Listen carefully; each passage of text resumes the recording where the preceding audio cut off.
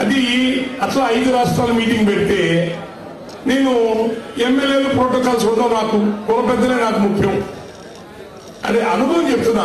ఆ రోజు అయిన అనుభవం. ఎవరినైతే పెద్దల్ని నేను పిల్లలేదు, తులసి ప్రభు గారిని పిలిచా.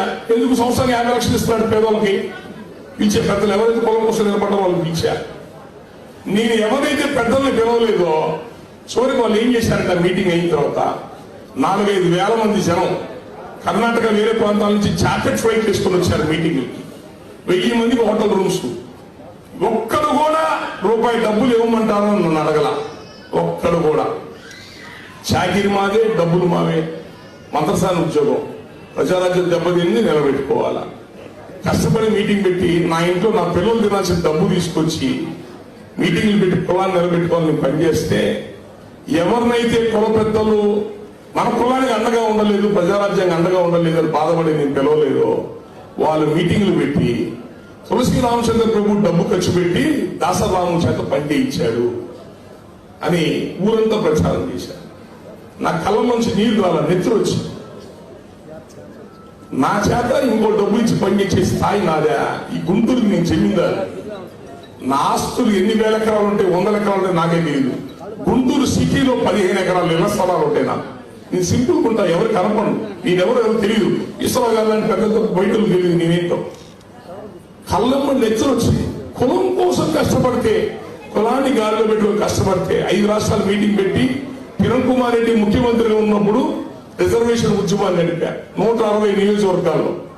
హైదరాబాద్ లో 3 సార్లు ధర్నా చేయించే జనాన్ని తీసుకెళ్ళి, ఢిల్లీలో 4 రోజులు ధర్నా చేయించే తీసుకెళ్ళి నా ఖర్చులతో అందరం తీసుకెళ్ళి. కొత్త సత్యనారాయణ ఫోన్ చేస్తే పిసిసి ఆఫీసులో రమ్మంటే నువ్వు బయట రావయా, నువ్వు బయట రా, జనం ఎక్కడ ఉన్నావు, నువ్వు బయట అంటే బయటకు వచ్చా. నువ్వు మేనిఫెస్టోలు పెట్టావు, ఎందుకు చేయవు మా పని? మా చిరంజీవి గారు సపోర్ట్ చేసిన ఎమ్మెల్యేతో ఈ గవర్నమెంట్ నిలబడింది, ఎందుకు చేయవు మా కులానికి నువ్వు పని అని చెప్పని ఆ రోజు పోరాటం చేయాల్సి వచ్చింది. సంవత్సరం ఆగా నోరెత్తకుండా 2వ సంవత్సరం మళ్ళీ 5 రాష్ట్రాల మీటింగ్ ఇప్పుడు 40 సార్లు పెట్టా. మళ్ళీ ఇదే విజ్ఞాన మందిలో మళ్ళీ పెట్టా. మీటింగ్ అందరూ వచ్చారు. అప్పుడు అడిగా, అయ్యా ఇన్ని వేల మంది ఉన్నారు కదా, ఇక్కడ ఒక్కళ్ళన్నా లేచి ఒక 10 రూపాయలు నాకు డబ్బులు ఇచ్చాను, ఒక్కరన్నా లేచి పైకెత్తండి. ఎవరు పైకెత్తవా? ఎవరో డబ్బులు ఖర్చు పెట్టించాడంట, నేను పని చేశానంట. నన్ను తీసుకెళ్ళి ఇంకోటి కింద పనులు చేశాను. నన్ను తీసుకెళ్ళి ఒక జమీందారు బతికినోడిని వాళ్ళ కుళ్ళు కుతంత్రాలకు నన్ను తీసుకెళ్లి తాకట్టు పెట్టారు. ఒక్కడన్నా లేకుండా లేచి 10 రూపాయలు ఇచ్చాను చెప్పండి అయ్యా, 5-6 లక్షలు అవుతున్నాయి నాకు మీటింగ్ ఖర్చులు చెప్పండి అని అంటే ఒక్కడు లేకుండా మీరు మమ్మల్ని అడగలేదు, మేము ఇవ్వలేదు అని అన్నా. అంటే సంవత్సరం బట్టిది నా నిజాయితీ నేను ప్రూవ్ చేసుకుంటాయి. ఇది కులానికి పని చేయడానికి వచ్చి ఏం ఆశించకుండా ఆ రోజు నుంచి ఈ రోజు దాకా మీరు నన్ను ఏ రాజకీయ పార్టీలో పోస్టులో చూశారా? ఏ నామినేషన్ పోస్టులో చూశారా? ఏ మంత్రులు ఎమ్మెల్యేలు ఎవరి దగ్గర నన్ను ఎప్పుడైనా చూశారా మీరు ఎవరన్నా? లేదు. సరే, ఆ 2వ మీటింగ్ తో సెట్ అయిపోయింది. ఇంకా అక్కడి నుంచి ఎవరు మనం మాట్లాడేవాళ్ళు లేదు, ఇబ్బంది లేదు.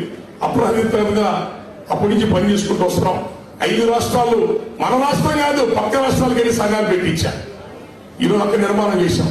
తెలంగాణ ఎలక్షన్స్ మన నెలలో నిలబడి వచ్చాం. మన రాష్ట్రమే కాదు, మన దక్షిణ భారతదేశం మన కులంతో ఒక మాట మీద ఉండాలని ఒక గాలిలో పెట్టుకొచ్చాం. దేవుడి దేవుడు లైన్లోకి వచ్చింది. పోయినసారి పవన్ కళ్యాణ్ గారు సహకరించమని అన్నాడు. అయ్యా నువ్వు ఓడిపోతావు, అయినా సహకరిస్తాం. నువ్వు ఓడిపోయిన ప్రజల్లో నిలబడు, నెక్స్ట్ టైం నీకు ప్రజలు సహాయం చేస్తారు. ఎందుకు? మీ అన్న చేసిన పని వల్ల, మీ అన్న చేసిన పని నువ్వు మైనస్ అయ్యావు. నువ్వందరూ సైకిల్ చేశావు, మీ అన్న ఎదిగాడు. అందరూ నేను ఎవరి దగ్గరికి పోయినా మేమన్నీ పని చేశాడు, నేను ఎన్నాళ్ళు ఉన్నాను అడుగుతున్నారయ్యా. నువ్వు ఓడిపోయినా నిలబడు, మీ ఎవరు చెప్పాల్సిన పని లేదు, జనం ఆటోమేటిక్ నీకు పని చేస్తారని చెప్పాం. ఏదో కష్టపడి పోతున్నాడు ఆయన.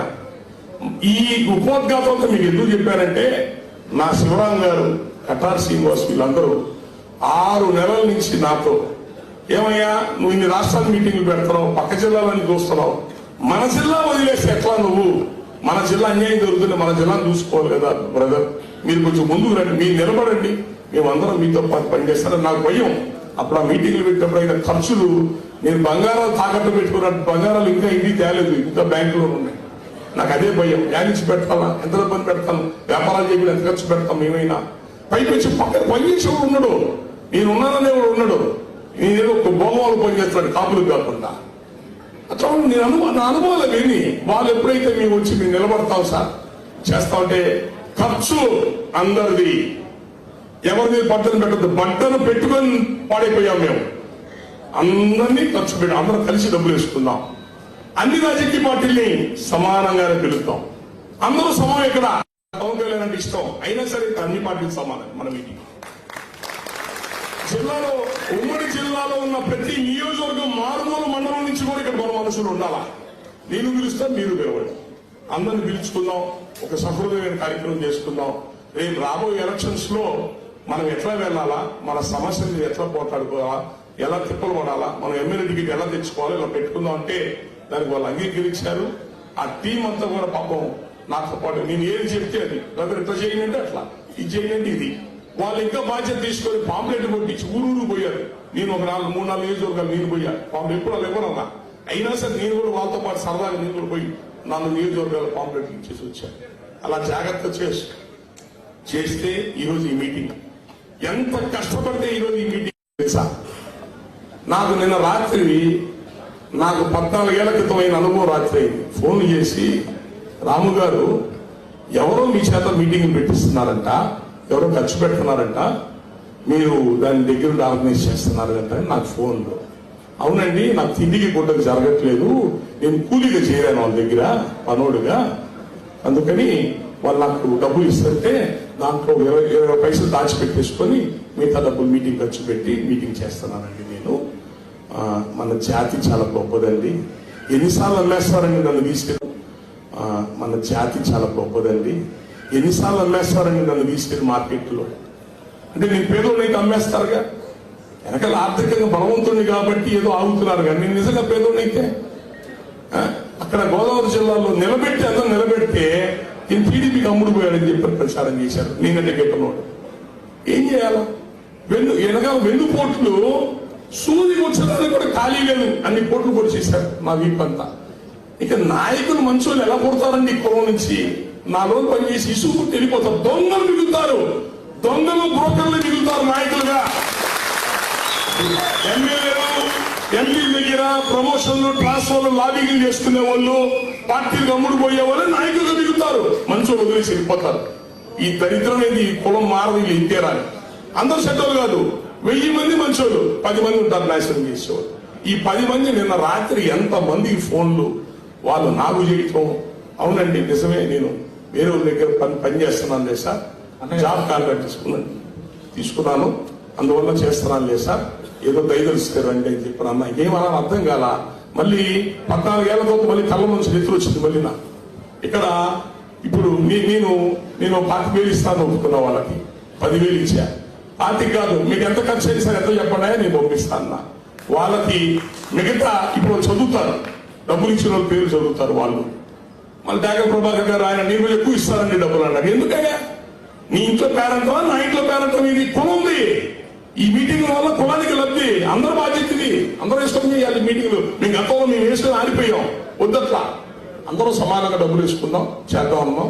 దయచేసి మీరందరూ కూడా సహృదయంతో, మా శివరాం గారు శ్రీధరు ఆయన అమెరికా దేశాల నుండి వచ్చాడు, హైటెక్ మన ఐటీ ఆఫీస్ ఉంది అతనికి, మన కటా శ్రీనివాస్ అందరూ ఉన్నారు, వాళ్ళతో మాట్లాడండి. మీరందరూ కూడా సహకరించండి కార్యక్రమానికి. అలా చేసి ఒకరి మీద బట్టను పడకూడదు, అందరం కలిసి కార్యక్రమం చేస్తేనే ఇలాంటి కార్యక్రమాలు ఎక్కువ చేస్తాం.